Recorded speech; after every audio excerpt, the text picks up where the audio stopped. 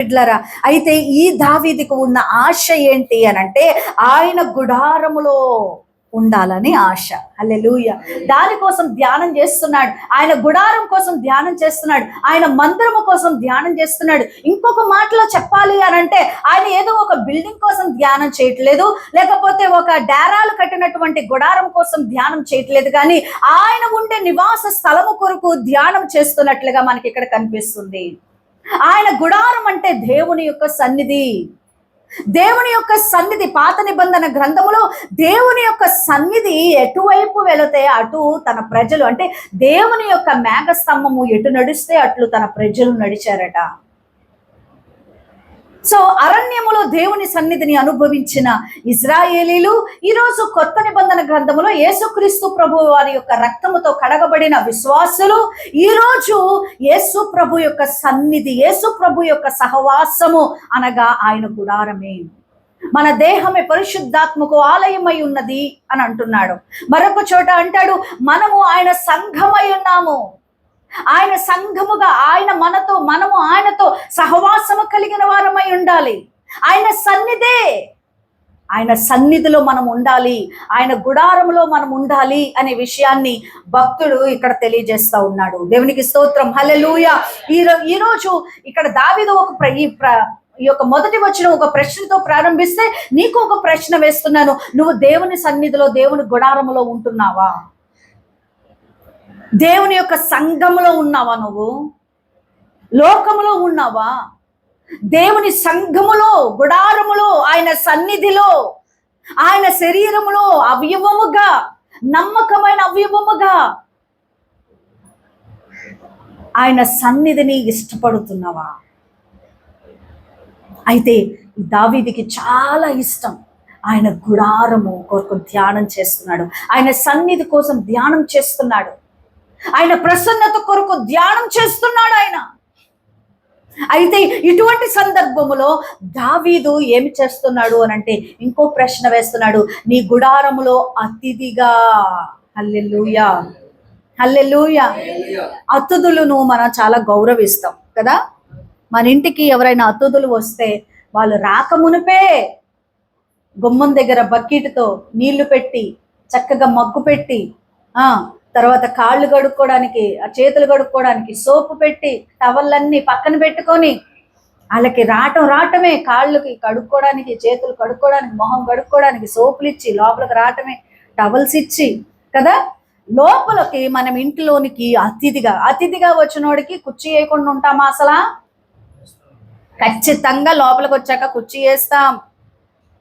ఏది శ్రేష్టమైనదో అది మనం పెడతాం. హల్లెలూయా కదా. అతిథుల్ని అంత గౌరవంగా చూసుకుంటాం. అయితే ఆయన గుడారములో అతిథులుగా ఉండాలంటే ఏం చెయ్యాలి? ఈరోజు ఈ యొక్క లెసన్ మనం నేర్చుకుందాం. ఆమేన్, హల్లెలూయా. ఆత్మీయ పాఠాలు కొన్ని విషయాలను మనము ఈ సమయంలో నేర్చుకుందాం. నీ గుడారములో అతిథిగా ఉండదగిన వాడు ఎవడు?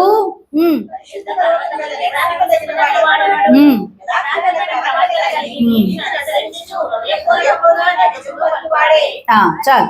మొట్టమొదటిగా చూడండి, పరిశుద్ధ పర్వతం మీద నివసింపదగిన వాడు ఎవడు అనంటే ఫస్ట్ గా క్వాలిటీ ఏంటంటే యథార్థమైన ప్రవర్తన కలిగి నీతిని అనుసరించుచు హృదయపూర్వకంగా నిజము పలుకువాడే. దేవునికి స్తోత్రం, హల్లెలూయా. యథార్థమైన ప్రవర్తన మొట్టమొదటి క్వాలిటీ.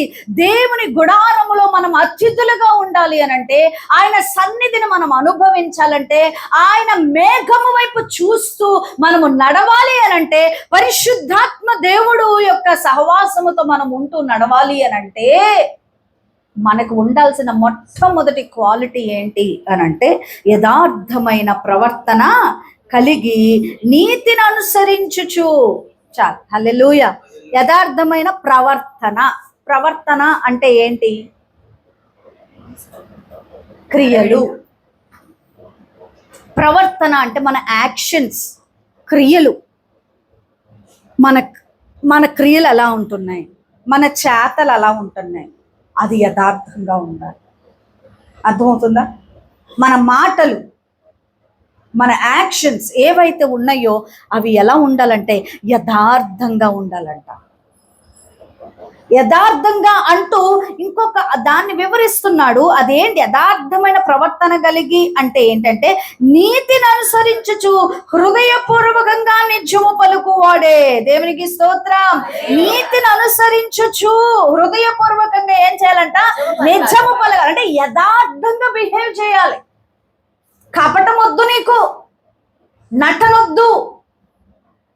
కొంతమంది నటిస్తారండి, అసలు వారి ముందల అయితే అసలేమో అసలు ఈ వ్యక్తితో స్నేహం చేశానంటే ఇంకంతే, నా బెస్ట్ ఫ్రెండ్ అనుకుంటాం. వెనక్కి తిరిగి చూస్తే వాళ్ళు నీ బెస్ట్ ఫ్రెండ్ గానే కాదు. కొండెమలాడు నాలుక, ముందలేమో పొగడతారు, వెనకాలేమో తిడతారు. చూద్దాం ఒకసారి ఎఫెసీయులకు రాసిన పత్రిక 4వ అధ్యాయము. ఎఫెసీయులకు రాసిన పత్రిక 4వ అధ్యాయము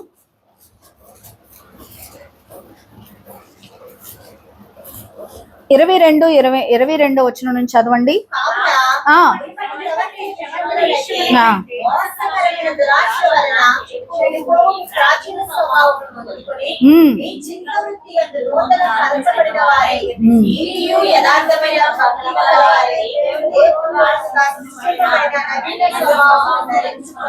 ఓ సంగమా, అపోస్తలుడైన పౌలు గారు పరిశుద్ధాత్మ దేవుని చేత ప్రేరేపించబడి రాస్తున్న ఒక మాట ఏంటి అంటే, కావున మునుపటి ప్రవర్తన, ఇదివరకు కొండములాడావు, ఇదివరకు యథార్థంగా లేవు, ఇదివరకు నువ్వు నిజం పలకలేదు, ఇదివరకు నువ్వు వేషధారణ చేసావు, ఇదివరకు అబద్ధాలు ఆడావు, ఇదివరకు మాటలు మార్చావు.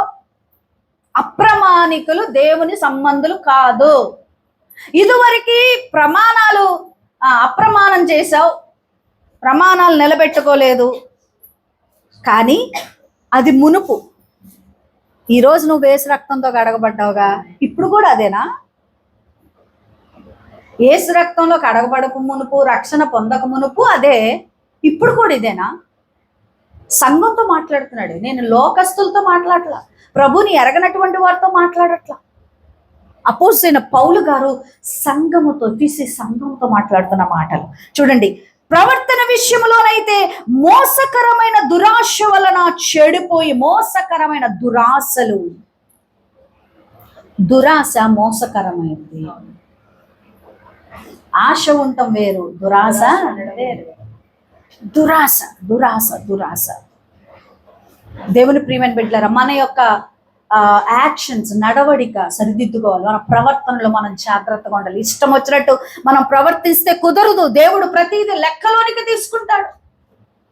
మోసకరమైన దురాశ వలన చెడిపోవు మీ ప్రాచీన స్వభావమును వదులుకొని అంటున్నాడు.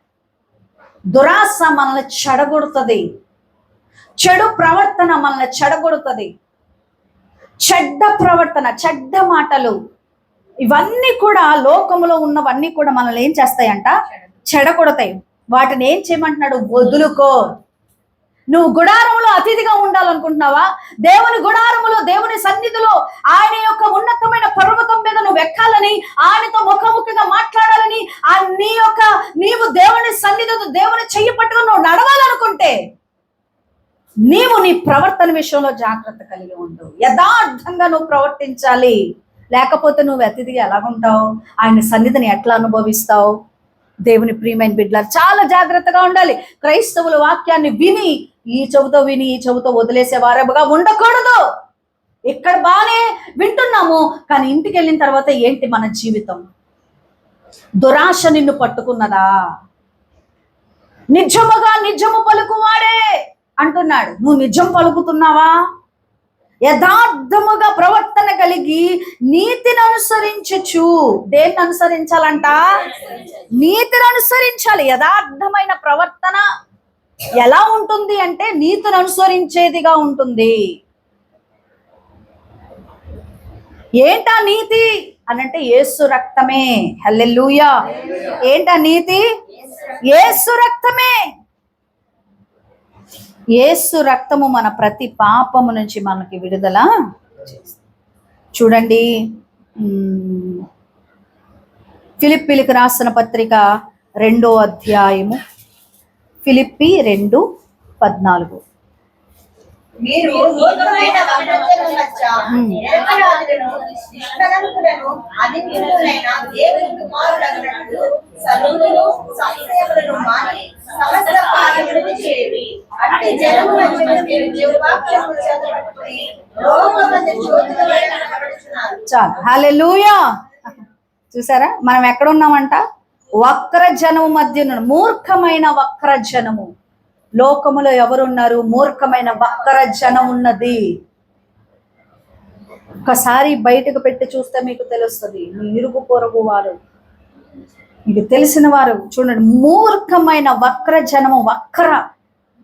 ఒక క్రమం లేనటువంటి జనము మధ్య మనం ఉన్నా వారి మధ్యన ఎలా ఉండాలట?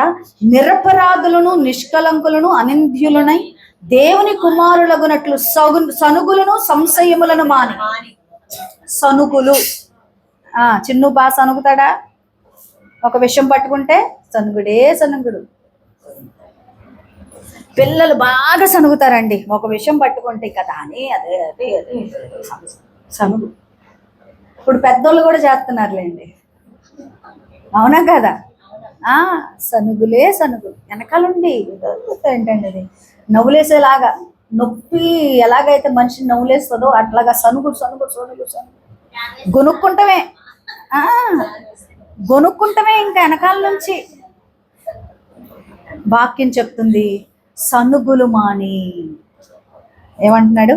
సనుగులు సంశయములను మాని సమస్త కార్యములను చేయుడు. ఎందుకంటే మనము ఈ లోకములో జ్యోతుల వలె ఉండాలి. హల్లెలూయా. నువ్వు గుడారములో అతిథిగా ఉండాలనుకుంటున్నావా? అయితే నీతిని అనుసరించుచు జ్యోతుల వలె మీరు మీ క్రైస్తవ జీవితం. హల్లెలూయా, హల్లెలూయా. చూద్దాం. అనుసరించుచు హృదయపూర్వకంగా నిజము పలుకువాడే. దేవునికి స్తోత్రం. చూడండి, కొలస్సీలకు రాసిన పత్రిక 3వ అధ్యాయము 9-10 వచనాలు చదవండి. ఒక్కనితో ఒకడు అబద్ధమాడుకుడి.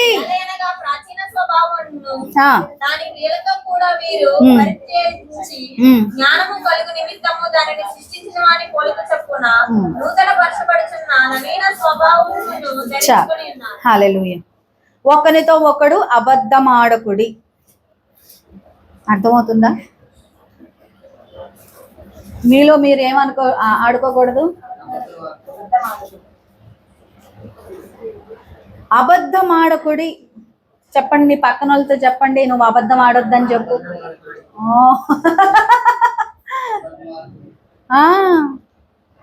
ఒకరితో ఒకడు అబద్ధం ఆడుకుడి. అబద్ధాలు చెప్పుకోకండి ఒకరి మీద ఒకరు. అదే అసలు పునాది మనకు అదే. యథార్థ ప్రవర్తనకి పునాది అదే. మోసపుచ్చుకోకండి, అబద్ధం ఆడకండి. హల్లెలూయా. అబద్ధాలు ఆడుతున్నారా? అయితే సైతాన్ నీ నాలుక మీద ఉంది. అబద్ధాలకు జనకుడు ఎవరు? మొన్న ఎవరో అంటున్నారు, అబద్ధాలకు జనకుడు సాతాను గారు అంటున్నాడు. సాతానికి ఎందుకయ్యా అంత గౌరవం? దేవుని బిడ్డలకు ఇవ్వండి ఆ గౌరవం. హల్లెలూయా.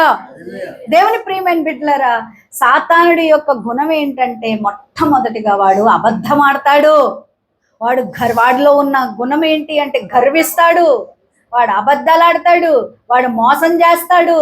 నీకు ఏం చేస్తాడంటే అది అందమైన రూపాలను చూపిస్తాడు. ఇంకా ఏదో అందమైన ప్రపంచం ఉందని చూపిస్తాడు, కానీ అక్కడికి వెళ్ళాక నిన్ను నాశనంలో పడేస్తాడు, పాతాళానికి దిగజారుస్తాడు.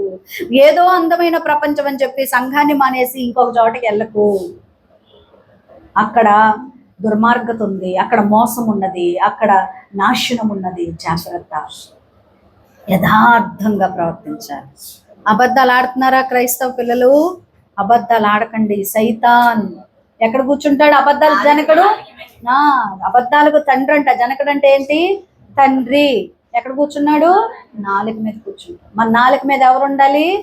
దేవుని మాట ఉండాలి, యేసు ప్రభు ఉండాలి. యథార్థంగా పలుకు, అబద్ధాలు పలక్కో, మాటలు మార్చుకో. నీ దగ్గరికి ముఖం చెప్తే ఒక మాట, ఇటు తిప్పితే ఇంకో మాట, టక్క టక్క టక్క టక్క భలే వస్తాయి. హల్లెలూయా.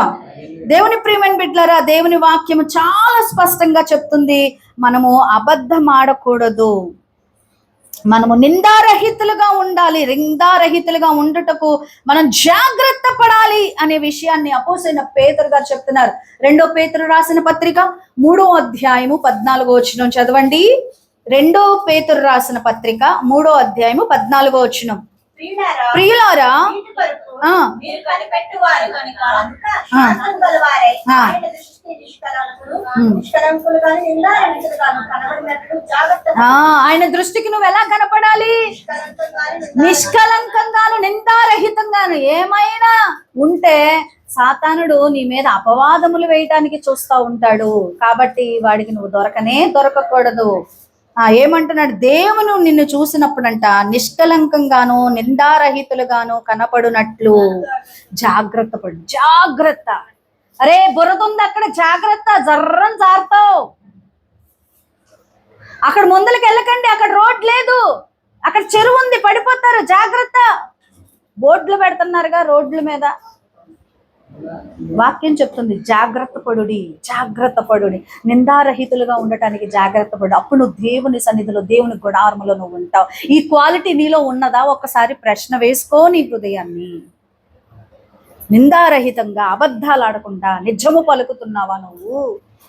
అసలు ఫస్ట్గా నిజము పలకటం అనేది క్రైస్తవుని యొక్క లక్షణం. పరిశుద్ధాత్మ దేవుడు ప్రాచీన స్వభావాన్ని తీసివేసి దేవుడు అంటాడు నూతన నవీన స్వభావమును మీరు కలిగి ఉండాలి అనే విషయాన్ని దేవుడు చెప్తున్నాడు. చూడండి, చాలా చక్కటి రోమీలకు రాసిన పత్రిక 6వ అధ్యాయము 3వ వచనములో చక్కటి మాటలు అపోస్తలుడైన పౌలు గారు తెలియచేస్తున్నారు. రోమా 6:3. క్రీస్తు యేసులోనికి బాప్తిజం పొందిన మనమందరము ఆయన మరణములోనికి బాప్తిజము పొందితమని మీరు ఎరుగరా?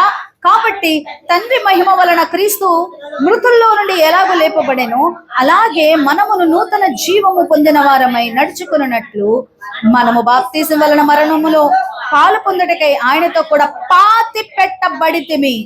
మరియు ఆయన మరణము యొక్క సాదృశ్యమందు ఆయనతో ఐక్యము గలవారమైన ఎడల ఆయన పునరుత్థానం యొక్క సాదృశ్యమందును ఆయనతో ఐక్యము గలవారమై ఉందుము. ఏమనగా మనం ఇంకను పాపమునకు దాసులము కాకుండానట్లు పాప శరీరము నిరర్ధకముగునట్లు మన ప్రాచీన స్వభావమును ఆయనతో కూడా సిలువ వేయబడినని ఎరుగుదుము. చనిపోయిన వాడు పాప విముక్తుడని తీర్పు పొంది ఉన్నాడు. మనము క్రీస్తుతో కూడా చనిపోయిన ఎడల మృతుల్లో నుండి లేచిన క్రీస్తు ఇక చనిపోడని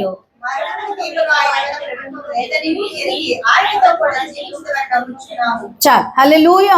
చూడండి, చనిపోయిన వాడు పాప విముక్తుడని తీర్పు పొంది ఉన్నాడంట. హల్లెలూయా. చనిపోయిన వాడేంటి? చనిపోవటం అంటే ఏంటి? ఇదివరకు అబద్ధం ఆడావు, ఇప్పుడు అబద్ధాన్ని సిలువేసావు, అది చచ్చిపోవటం.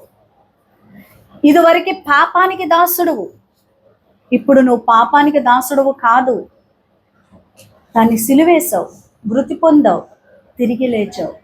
మళ్ళీ వెనక్కు ఎత్తుకుంటా పాపంలోకి దూరకు, ఎత్తుకుంటా అవిధేయతకి వెళ్ళకు.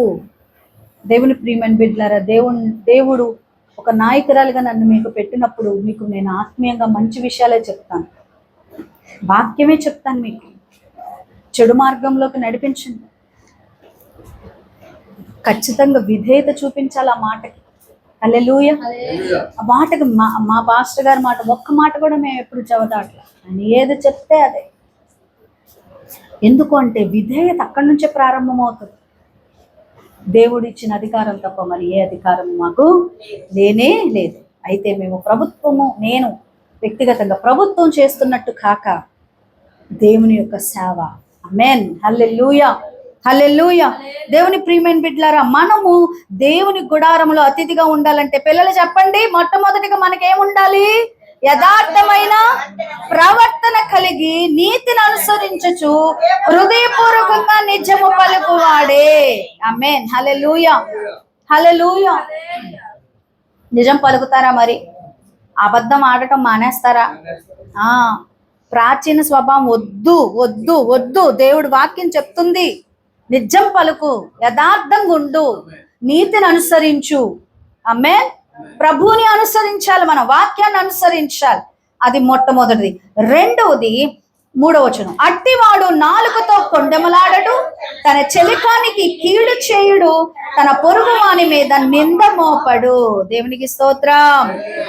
అతిథిగా ఉండగోరిన వాడు రెండవది ఏంటి అంటే నాలుకతో కొండెమలాడడట. నాలుకతో కొండెమలాడడు. కొండెమలాడు నాలుక. అబ్బా, దేవుడు వాక్యం చెప్తుంది కొండెమలాడటం అంటే ఏంటి? అబద్ధాలు చెప్పటం, చెడ్డవి చెప్పటం. చూద్దాం నిర్గమకాండం 20:16 వచనం. దేవుని వాక్యము వినబడతా ఉండగా చాలా శ్రద్ధ కలిగి వినాలి. ఆయన రాకడ సమీపంగా ఉంది. నిర్గమకాండము 20:16. నీ పొరుగువాని మీద అబద్ధ సాక్ష్యము పలకకూడదు.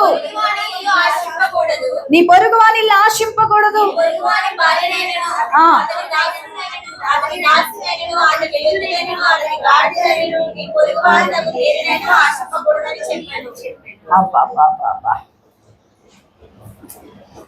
గొడవలన్నీ ఎందుకు వస్తున్నాయి అండి పొలిమేరలో?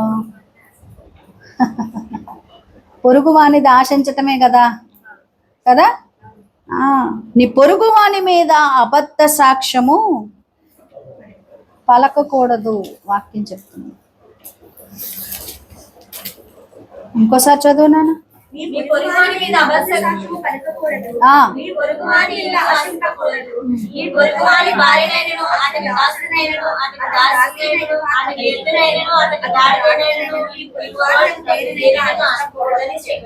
హల్లెలూయా. నీ దేవుడైన యెహోవా నీకు అనుగ్రహించు దేశములో నీవు దీర్ఘాయుష్మంతుడగునట్లు నీ తల్లిని నీ తండ్రిని సన్మానింపము. నరహత్య చేయకూడదు, వ్యభిచరింపకూడదు, దొంగిలకూడదు, నీ పొరుగువాని మీద అబద్ధ సాక్ష్యము పలకకూడదు, నీ పొరుగువాని ఇల్లు ఆశింపకూడదు, నీ పొరుగువాని భార్యనైనను, అతని దాసునైనను, అతని దాసీనైనను, అతని ఎద్దునైనను, అతని గాడిదనైనను, నీ పొరుగువాని దగ్గు దేనినైనాను ఆశించొద్దు. అసలు ఆశించొద్దు అంటున్నారు. ఆశ చాలాసార్లు ఈ ఆశ అదే అంటున్నాను కదా, దురాశగా మారి ఏదైతే మంది కానిది మనం ఆశిస్తున్నాం అది దురాశ. అబ్బా అని కోరుకుంటే అది దురాశ. నీకేది ఇచ్చాడో దాని విషయంలో నువ్వు సంతృష్టి కలిగి ఉన్నావా? సంతృప్తి కలిగి ఉన్నావా?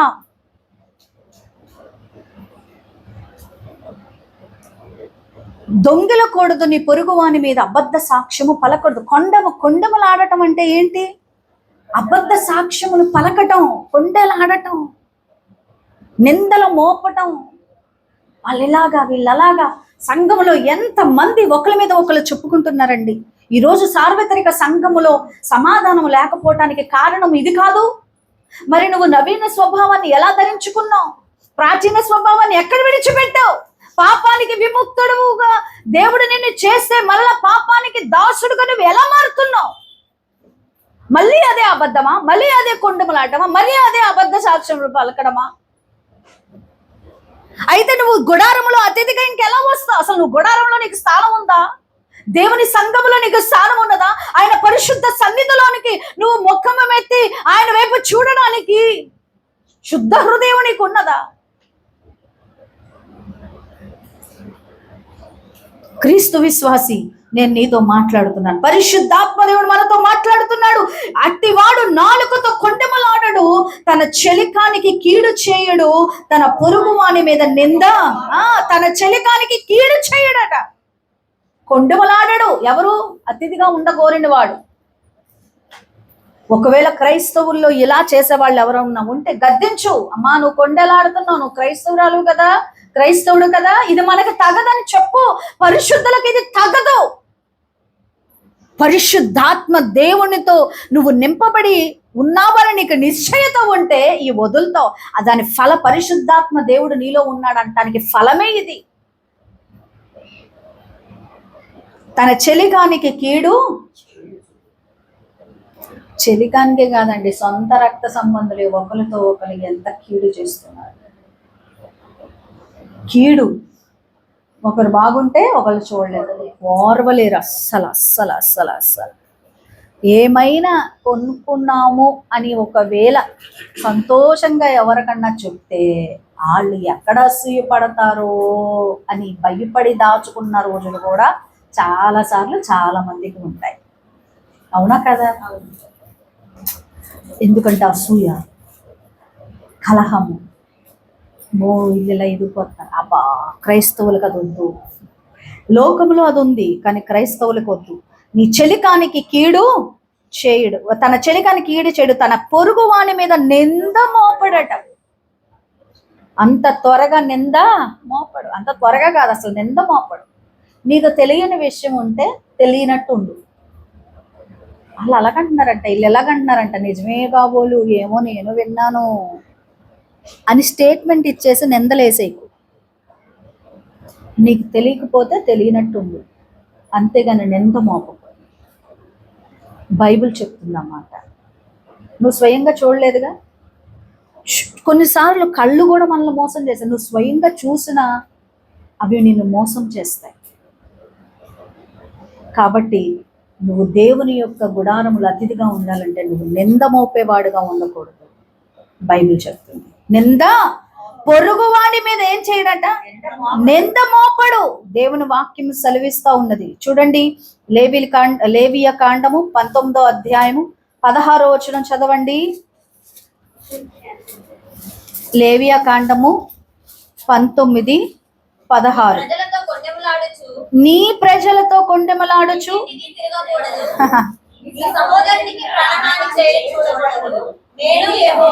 చాలు. ఏమంటున్నాడు? సృష్టికర్త అయిన దేవుడే స్వయంగా చెప్తున్నాడు, నీ ప్రజలలో కొండెమలాడుచు ఇంటింటికి కొంతమంది ఏం చేస్తారంట, న్యూస్లు భుజాల మీద వేసుకొని తిరుగుతారా. పిన్ని నీకు తెలుసా ఆ ఇంట్లో ఏం జరిగిందో తెలుసా, వాళ్ళ ఇంట్లో అంట అదో ఆ కొడుకు ఎలాగంట, కాళ్ళు ఎలాగంట, నీకెందుకు వచ్చింది. వాక్యం చెబుతుంది ఇట్లా ఇంటింటికి తిరగకూడదు, కొండెములు తీసుకొని ఇంటింటికి తిరగకూడదు. నీ సహోదరునికి ప్రాణహాని చేయకూడదు, నేను యెహోవాను అంటున్నా. నీ యొక్క సహోదరునికి ప్రాణహాని. ఈరోజు అంత సులువైపోయిందండి చంపేయటం అనేది. అసలు మనుషుల్ని ఎట్లా చంపేస్తున్నారు. ప్రాణహాని, ప్రాణానికి ముప్పు.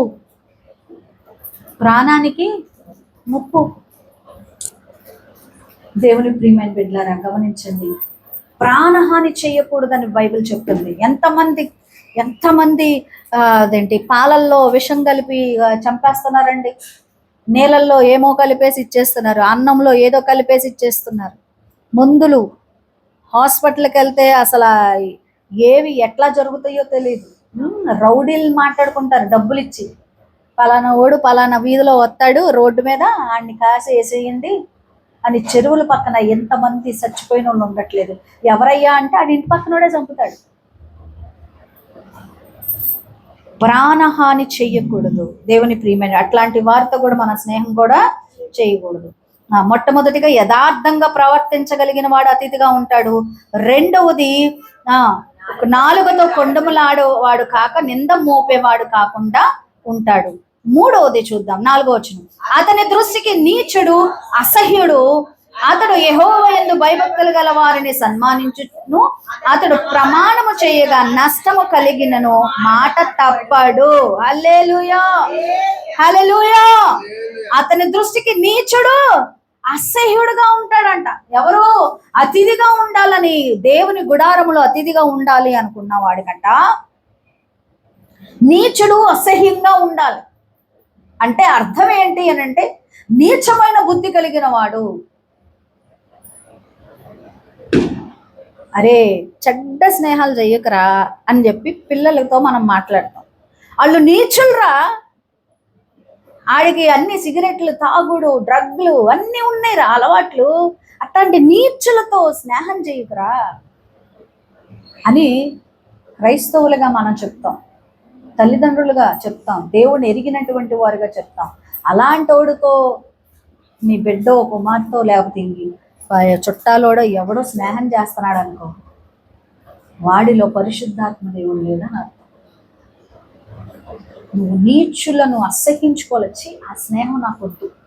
దుష్టుల ఆలోచన చొప్పున నడువక, పాపుల మార్గమున నిలువక, అపహాసకులు కూర్చుండ చోటన కూర్చుండక, యెహోవా ధర్మశాస్త్రం ముందు ఆనందించు, దివరాత్రములు దాన్ని ధ్యానించేవాడు ధన్యుడు ధన్యుడు ధన్యుడు చెప్తుంది. దుష్టుల ఆలోచన చొప్పున నడవద్దు. దుష్టులు ఎక్కడ కూర్చుంటే అక్కడ అలాగా అనకూడదు. వాళ్ళు పాపుల గుంపులో ఉన్నారు, పాపుల గుంపులో చేరబడి ఉన్నారు. వారు చచ్చిపోతే ఎక్కడికి వెళ్తారో తెలుసా? వాళ్ళ శరీరాన్ని వదిలితే ఎక్కడికి వెళ్తారో తెలుసా? వాళ్ళు పాతానికి వెళ్తారు. వాళ్ళతో పాటు నువ్వు కూర్చుంటావు అక్కడ. దుష్టుల ఆలోచనలు తీసుకుంటావా? కొంతమందికి దేవుడి ఆలోచనలు పనిచేయవమ్మా. భక్తిహీనులు ఇచ్చే ఆలోచనలు బాగా పనిచేస్తాయి. వాక్యం చెప్పే ఆలోచన ఇష్టం ఉండదు. వాళ్ళు అలాగే అంటారు, వీళ్ళు ఇలాగే అంటారు. దిగిపోతావా నువ్వు? వాళ్ళతోలాగా కనిపిస్తావా నువ్వు? అప్పుడు చెప్పు, వాళ్ళు పరిశుద్ధులు, ప్రభువుని ఎరిగినటువంటి వారు, వాళ్ళతోనే నేను ఉంటాను. నీచుడు నీకు ఎలా కనపడాలి? అసహ్యంగా కనిపించాలి. ఆ స్నేహం నీకు అసహ్యంగా కనిపించాలి. కొండెములాడే మనుషులు, దుష్ట మనసు కలిగిన వారు, చూడండి, దృష్టికి నీచుడు అసహ్యుడు. ఎంత చెడ్డ అలవాట్లు. వాళ్ళతో అడుగులు నువ్వు వేస్తే మార్గములను వెళ్ళిపోతావేమో. దేవుని వాక్యం చెప్పటానికి పరిశుద్ధాత్మ దేవుని యొక్క సహాయం అడిగే వాక్యాన్ని చెప్పాలే తప్ప వాళ్ళతో నువ్వు స్నేహం చేయకూడదు. దుష్టుల ఆలోచన చొప్పున నడువక, పాపుల మార్గమున నిలువక. పాపులు ఎక్కడ ఉంటే ఆ మార్గాన్ని నువ్వు ఉండొచ్చు. అసలు పాపులున్న గుంపులో నువ్వు కూర్చోవచ్చా? ఆ మార్గములో నువ్వు నడవచ్చా? మళ్ళీ నువ్వు దేవుని బిడ్డవా? దేవుడికి ప్రాముఖ్యత ఇస్తున్నావా? బైబిల్ చదవడానికి నీకు టైం లేదు, పాపుల గుంపులో కూర్చోడానికి టైం ఉందా? దేవుని సేవకురాలుగా అర్థిస్తున్నాను, మన సంఘం ఎత్తబడాలి. పాపుల గుంపులో కూర్చొని నాశనం చేయబడ్డానికి కాదు, పాతాళంలోకి దిగుబడ్డానికి కాదు మనం రక్షించబడింది. ఇంత ప్రయాసపడి మీ వద్దకు నేను వస్తుంది దేనికి అనంటే, మనం ఈ దేవుని ఎదుట నిలబడటానికి మనం సిద్ధపరుచుకుంటున్నాం. ఆమేన్, హల్లెలూయా. ఆయన గుడారంలో మనం ఉండాలమ్మా, ఆయన ఇంటిలో మనం ఉండాలమ్మా, ఆయన సన్నిధిలో మనం ఉండాలమ్మా. లోకాన్ని మనం పెంటగా ఎంచాలి, పాపుల గుంపులో మనం ఉండకూడదమ్మా. అలాంటి వాళ్ళని మనం అసహించుకోవాలి, వాళ్ళతో స్నేహం చేయకూడదు. 4 వీధుల్లో తిరిగి వ్యభిచారులుగా ఉన్న వారితో నువ్వు స్నేహం చేస్తే నిన్ను కూడా వ్యభిచారు అనుకోరా? నేను వాక్యం చెప్పడానికి కలిసాను, వెరీ గుడ్. పాపులతో దేవుడు వాక్యం చెప్పమన్నాడు, కానీ సహవాసం చేయకుండా. ప్రభుని ఎరగనటువంటి వారితో మాట్లాడు, కానీ సహవాసం చేయకు. వారి ఆలోచన తీసుకోకు. ఏది యథార్థమైనదో అది నువ్వు గమనించాలి. నేను వాళ్ళ ఇంటికి వెళ్ళకపోతే మా ఇంటికి రారండి అని వెళ్ళిపోయి వాళ్ళ పూజ సామాను కడుగుతున్నావా? పూజలు చేసే సామాన్లు కడుగుతున్నావా నువ్వు? మా ఇంటికి వచ్చి మా ప్రార్థన పెట్టుకున్నప్పుడు మాకు సహాయం చేయరు కాబట్టి నేను వాళ్ళ ఇంటికి వెళ్ళి వాళ్ళ పూజలకి సంబంధించి వీళ్ళన్నీ కడిగేసేసి పూజ సామాను కడిగేశాను అని చెప్తున్నావా? నీచుడు అసహ్యుడుగా నీకు కనిపిస్తున్నాడు. పిన్ని బాబాయ్ అనుకోవటం వరకే, అంతకు లోతుగా వెళ్ళదు. పాపులు ఉండు మార్గాన మనం ఉండకూడదు. వాళ్ళ చీకట్లో నుంచి మనల్ని బయటకు తీసుకొచ్చారు. చీకటి నుండి వెలుగులోనికి నన్ను పిలిచిన తేజోమయా, చీకటి నుండి వెలుగులోనికి నన్ను పిలిచిన తేజోమయా, రాజవంశములో యాజకత్వము చేసేదను, రాజవంశములో యాజకత్వము చేసేదను. కృపామయుడా నీలో నా కృపామయుడా నీలో నా నివసింపచేసి నన్ను నా ఇదిగో నా స్తుతుల సింహాసనం నీలో నివసింపచేసి నన్ను నా ఇదిగో నా స్తుతుల సింహాసనం కృపామయుడా. నువ్వు నిజంగా ప్రభువుని ప్రేమిస్తే అది క్రియల రూపంగా చూపించు. నీ ప్రభు నీతో చెప్తున్నాడు అబద్ధం ఆడొద్దని, నీ ప్రభు నీతో చెప్తున్నాడు యథార్థంగా ప్రవర్తించు అని, నీ ప్రభు నీతో చెప్తున్నాడు ఎవరి మీద నింద మోపకు అని, నీ ప్రభు నీతో చెప్తున్నాడు అబద్ధ సాక్ష్యము పలకవద్దు అని, నీ ప్రభు నీతో చెప్తున్నాడు నీతిని అనుసరించు అని, నీ ప్రభు నీతో చెప్తున్నాడు నీచుడు నీకు అసహ్యంగా కనిపించాలి. ఇది చేస్తున్నావా? నువ్వు నిజంగా ప్రభుని ప్రేమిస్తే ఆయన ఆజ్ఞలను కైకొంటావు. నీ మాటలో, నీ చేతలో, నీ క్రియలలో, నీ వేష భాషల్లో, నీ ప్రవర్తనలో నువ్వు మాదిరిగా ఉంటావు. నీ పిల్లలకి నువ్వు మాదిరిగా ఉంటావు, నీ కుటుంబానికి నువ్వు మాదిరిగా ఉంటావు. ఎవరైనా ఆయన నిమిత్తము నిన్ను హింసిస్తే, నీ మీద నిందలు వేస్తే ఏం పరలోకమందు నీ ఫలము అధికమవుతుంది. ఈ లోకము నిన్ను పట్టించుకోదు, లోకము నిన్ను ఘనంగా ఎంచదు, లోకము నిన్ను ఏదో మెచ్చుకోదు, కానీ ప్రభు నిన్ను మెచ్చుకుంటాడు. హల్లెలూయా. నీ నీతి ఎవరికి కనపడాలి? నీ నిందారహితం ఎవరికి కనపడాలి? నిష్కలంకంగా ఎవరికి కనపడాలి? దేవునికి కనపడాలి. మనుషులు సంతోష పెడతావా? నువ్వు నిన్ను పడేస్తారు వాళ్ళంతే. అబ్బో ఎంతో అనుభవంతో మాట్లాడుతున్నాను అన్నమాట. సంతోషపరచకూడదుమా? మనం ప్రభుని సంతోష పెట్టలేమన్న విషయాన్ని జ్ఞాపకం. ఆమేన్. దేవుడు వరకు వస్తే నిలబడాల్సిందే. నీ పొలిమేర వరకు వస్తే గొడ్డలు పట్టుకుని నిలబడుతున్నావుగా, పొలుగు పట్టుకుని నిలబడుతున్నావుగా. నీ పొలిమేర రాయి వరకు వస్తే అక్కడి నుంచి 10 మందిని వేసుకొని నిలబడుతున్నావుగా. మరి నీ విశ్వాసం వరకు వస్తే నిలబడట్లా. ఆత్మని వాక్య ఖడ్గముతో నిలబడు. అది ఎవరైనా కానీ, అది ఎవరైనా. పొలిమేరకు వస్తే రక్త సంబంధి కూడా కాదురా అంటారు కదా పెద్దోళ్ళు. సో నీ విశ్వాసం జోలికి వస్తే వాక్యం అనే ఆత్మ ఖడ్గంతో నిలబడు. హల్లెలూయా. చూద్దాం 4వది. మీకు అర్థమైందా? దృష్టికి నీచుడు అసహ్యుడు, అతడు యెహోవా యందు భయభక్తులు గల వారిని సన్మానించును. హల్లెలూయా. యెహోవా యందు భయభక్తులు గల వారిని ఏం చేస్తాడట? చాలు. యెహోవా యందు భయభక్తులు కలిగిన వారిని ఏం చేయాలట? మరి సన్మానిస్తున్నావా?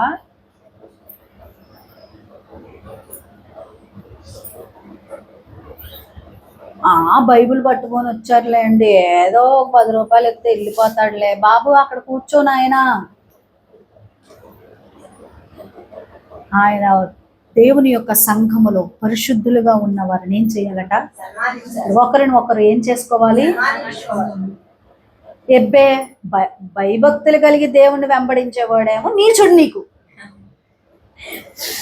ఎంత బంగారం వేసుకొని కోట్ల రూపాయలకి అధిపతులుగా ఉంటే వాళ్ళు ఇంకా అసలు గొప్ప అన్నమాట. వాళ్ళని సన్మానిస్తాం షాళ్ళేసి. డబ్బేమి లేకపోయినా దేవుని రక్తంతో కడగబడిన బిడ్డ అయితే నీచుడు. అంతా రివర్స్ అయిపోయింది ఇప్పుడు క్రైస్తత్వంలో. రివర్స్.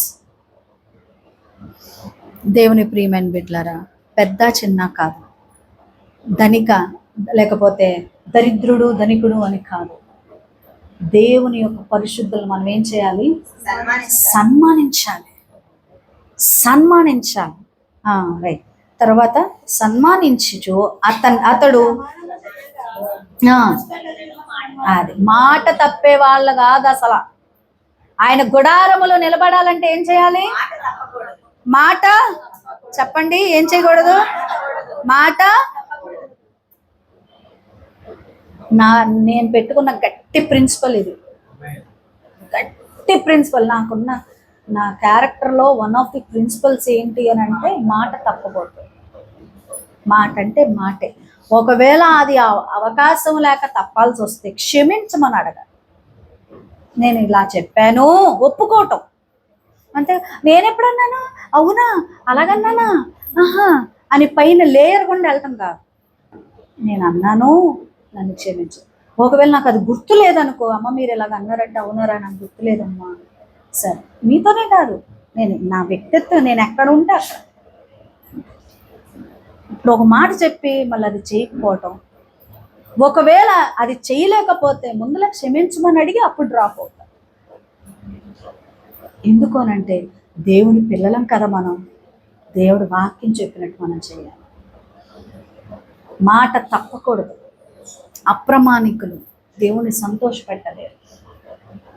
మన మాట అంటే మాటే, ఊర్తనే ఇవ్వకూడదు మాటలు. మళ్ళీ ఆలోచించి చెప్తానమ్మా అని చెప్పాలి. ఫస్ట్ ఏదైనా ఆలోచించి చెప్తానమ్మా అన్న తర్వాత ప్రార్థన చేసుకోవాలి. ప్రార్థన చేసుకొని అప్పుడు మాట ఇవ్వాలి. మాట ఇచ్చిన తర్వాత మళ్ళీ అది నెరవేర్చాలి. నెరవేర్చలేకపోతే అది ఎంతో క్లిష్టమైన పరిస్థితి, మన వల్ల కావట్లేదంటే నేను ఎట్లా అన్నాను, నన్ను క్షమించండి, నేను ఇందు నిమిత్తం నేను చేయలేకపోతున్నాను అని చెప్పాలి. అంతేగాని మాటలు తప్పకూడదు. క్రైస్తవుని యొక్క విధానం కాదది. మాట తప్పడం క్రైస్తవుని యొక్క విధానం కాదు. అతడు గుడారంలో, అసలు ఇంకా గుడారంలో ప్లేస్ ఎట్లా వస్తుంది చెప్పండి? అతిథిగా ప్లేస్ ఎలాగ వస్తుంది? వాక్యం చెప్తుంది, అతడు ప్రమాణము చేయగా నష్టము కలిగినను. నష్టం కలిగినా కానీ మాట. కొంతమంది డాబులు పోతారమ్మా, అయ్యా బాబోయ్. రికార్డ్ అవుతుందా? కొంతమంది ఏం పోతారు, ఏం ఉండదు కానీ ఏదో ఉన్నట్టుగా పైకి కనపరుస్తూ ఉంటారు, చూపిస్తూ ఉంటారు, మాకు అంతుంది ఇంతుంది, ఇలా చేస్తాం అలా చేస్తాం, నీకెందుకు నువ్వు అక్కడి వరకు వచ్చేసే, నీకెందుకు మేము ఉన్నాం కదా అంటారు. అక్కడికి వచ్చాక ఏముంటుంది? ఏముండరు, ఏముండదు అక్కడ. చూడండి కీర్తనలు 5వ అధ్యాయం 5వ వచనం చదవండి. కీర్తనలు 5.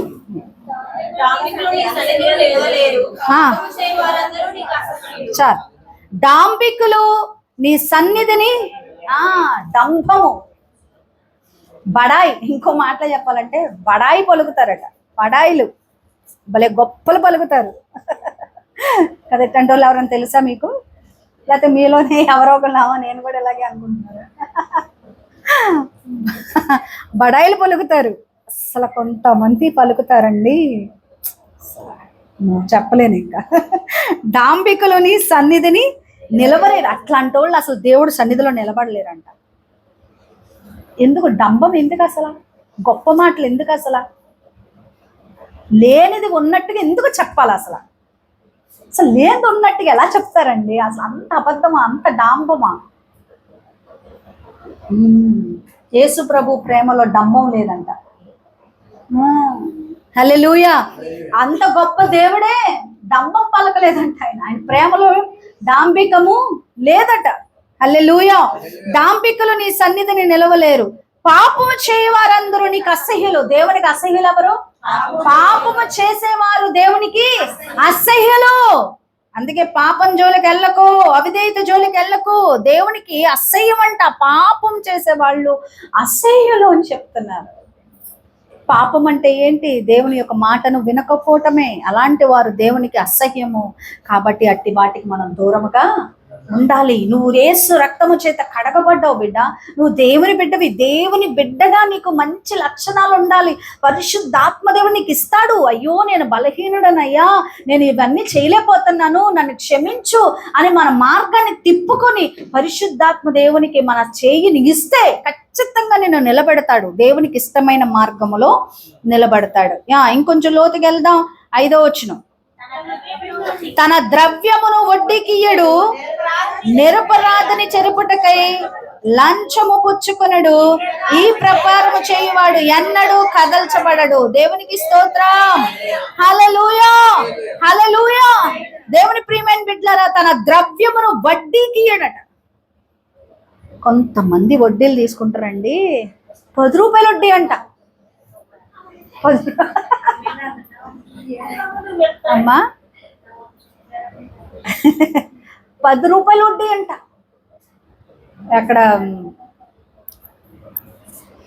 మా ఇంట్లో పనిచేసిన ఒక పాప ఉంది కదా, ఆ పాప చెప్తుంది, అమ్మ అదేంటి అది వారం సోమవారం ఎప్పుడు కట్టాలట, వారం వారం వెళ్ళిపోవాలట, ఆటో వాళ్ళకి కట్టాలట. ఎంత కట్టాలి నువ్వు అంటే 6,000 తీసుకున్నానమ్మా, ఆ వారానికి 600 కట్టాలంట. ఏంటి వారానికి 600 ఏంటి బాబు అని అంటే, ఆడు వడ్డీ తినేవాడు నీ రక్తాన్ని తాగుతున్నాడు తెలుసా నీకు, నువ్వెంత నీ బతికెంత, వారానికి 600 కట్టడం ఏంటి నువ్వు అని అంటే, అంతేనమ్మా అవసరానికి ఇంకా అదే తీసేసుకున్నాను. వడ్డీకి ఇవ్వకూడదు, వాక్యం చెప్తుంది వడ్డీకి ఇవ్వకూడదు. నిరపరాధిని నిరపరాధులను చెరుపుటకై లంచము పుచ్చుకొనడు. హల్లెలూయా. వడ్డీ అంటే ఏంటి అసలు? దేవుని యొక్క హృదయం చూద్దాం. నిర్గమకాండం 22వ అధ్యాయం 25వ వచనం. నిర్గమకాండం 22:25. నా ప్రజలలో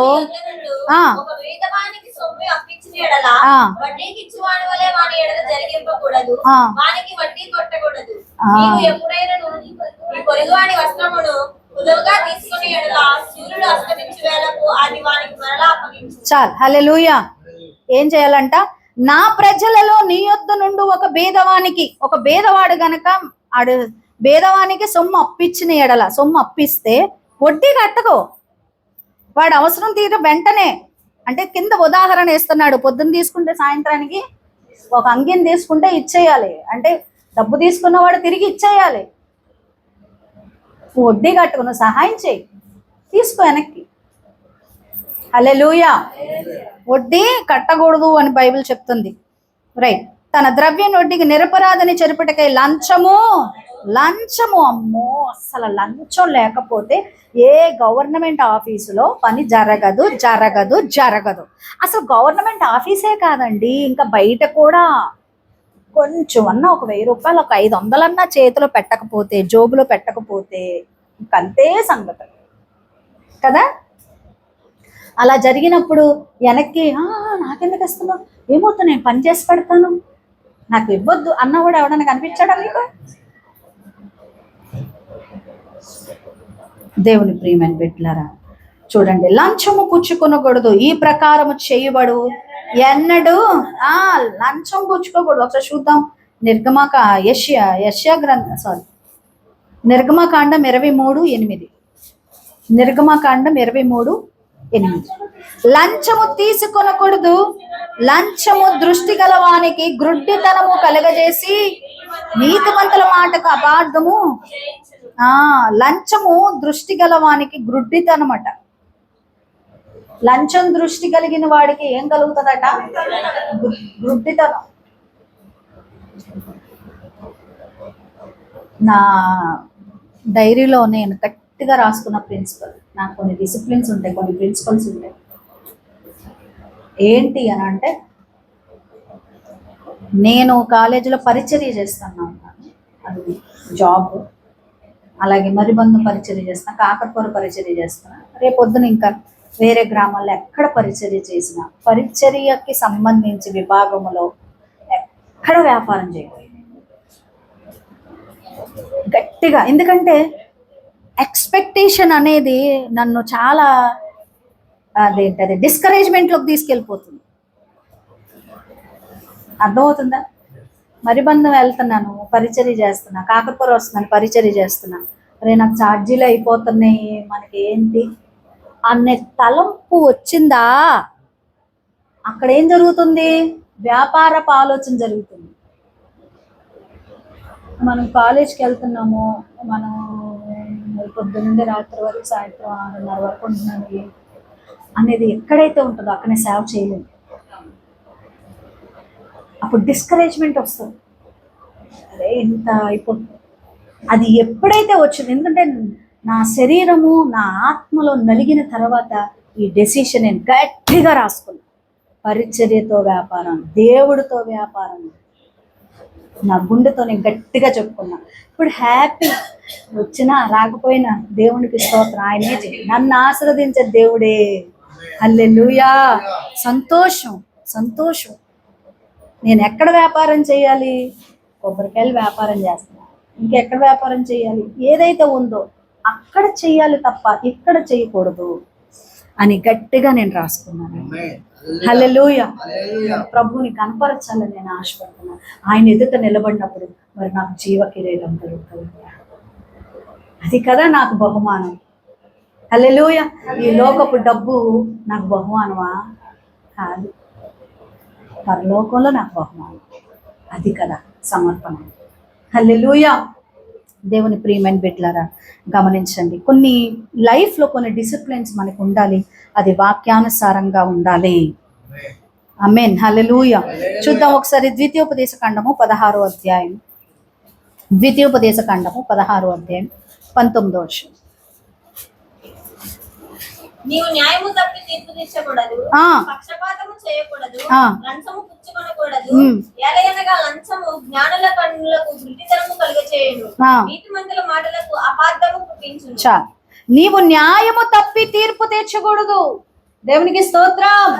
నువ్వు అతడు ఎంతటి వాడైనా, నీకు సహోదరి అయినా ఒకవేళ తప్పు చేస్తే న్యాయం తప్పి తీర్పు తీర్చు. అర్థమవుతుందా మీకు? న్యాయము తప్పి తీర్పు తీర్చకూడదు. ఎవ్వరికి కూడా న్యాయం తప్పకూడదు. ప్రతిదానికి ఒక న్యాయం ఉంది. నీ పిల్లలతో నువ్వు మాట్లాడేటప్పుడు న్యాయం ఎటువైపు ఉంటే అట్లాగే ఉండు.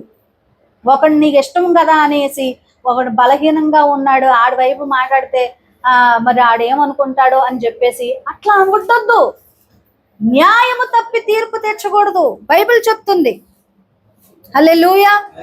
పక్షపాతం ఉండొద్దు. బైబిల్ చెప్తుంది పక్షపాతం చెయ్యొద్దు. అసలు నువ్వు చెప్పు నీ పిల్లలకి, లేకపోతే నీ జీవితంలో ఎవరైతే ఇలాగ కనిపిస్తున్నారో వాళ్ళతో చెప్పు. పక్షపాతం వద్దు నీకు. బలహీనుల వైపు దేవుడు నిలబడతాడు. బలహీనుల వైపు దేవుడు, నేను రోడ్డు మీద తిరిగితే చూడాలనుకున్న ప్రజలు, పెద్దలు, సేవకులు చాలా మంది ఉన్నారు. అయితే దేవుడు నన్ను నిలబెట్టాడా? బలహీనుల పక్షాన దేవుడు నిలబడతాడు. దరిద్రుల పక్షాన దేవుడు నిలబడతాడు. మన నమ్మకంగా దేవుడిని సేవిస్తే చాలు, ఆయన పెడతాడు మనకు అన్నం, ఆయన మనల్ని పోషిస్తాడు. నీతిమంతుల పిల్లలంట వాళ్ళు ఎప్పుడు కూడా పేదలు, దరిద్రులు, అడుక్కుండే వాళ్ళు కాదట. ఖచ్చితంగా ఒకరోజు దేవుడు మనల్ని నిలబెడతాడు. న్యాయం తప్పొద్దు. నువ్వు నీ పద్ధతి, నీ విధానం ఏంటి? నువ్వు న్యాయం తప్పకు. ఈ రోజు నీకు సులువుగా, ఈ రోజు నీకు కష్టంగానే ఉండొచ్చు, కానీ అది దేవుడు ఆ యథార్థతను చూస్తాడు. ఆమేన్. ఈరోజు దేవుడు కొన్ని విషయాలు మనతో మాట్లాడాడు. అదేంటంటే యథార్థముగా ఆయన గుడారములో అతిథిగా ఉండదగిన వాడు ఎవడయ్యా? నీ పరిశుద్ధ పర్వతం మీద నివసింపదగిన వాడు ఎవడయ్యా అని అంటే కింద 4 వచనాలు కూడా దానికి జవాబుగా నిలబడ్డాయి. ఆమేన్. చెప్పండి, కొన్ని విషయాలు చెప్పండి. కొండములు ఆలకూడదు,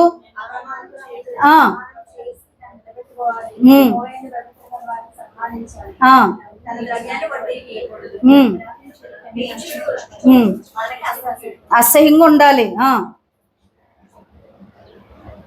నాలుగుతో కొండములు ఆడకూడదు, చెలికానికి ఈడు చేయకూడదు, పొరుగువాని మీద నింద మోపకూడదు, నీచుడు అసహ్యుడుగా ఉండాలి, ఆయన భయభక్తులు కలిగిన వారిని ఏం చేయాలి? సన్మానించాలి, ప్రమాణము చేయనప్పుడు మాట తప్పకూడదు, ద్రవ్యాన్ని వడ్డీకి ఇవ్వకూడదు, లంచం పుచ్చుకొనకూడదు. అది హల్లెలూయా. అప్పుడు మన పునాది గట్టిగా, పునాది క్రీస్తు అయి ఉన్నాడు. క్రీస్తు మీద మన విశ్వాసము గట్టిగా నిలబెట్టుకోవాలి. ఆమేన్. కాబట్టి అయ్యా నీ గుడారంలో నేను ఉంటాను. ఇలాంటి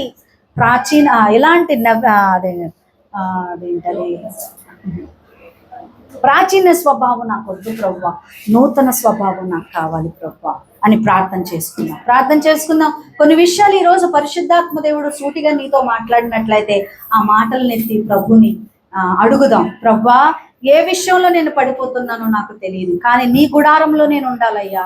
అయ్యా తండ్రి, నీ గుడారంలో నేను ఉండాలి ప్రభువా. స్తోత్రం ప్రార్థన.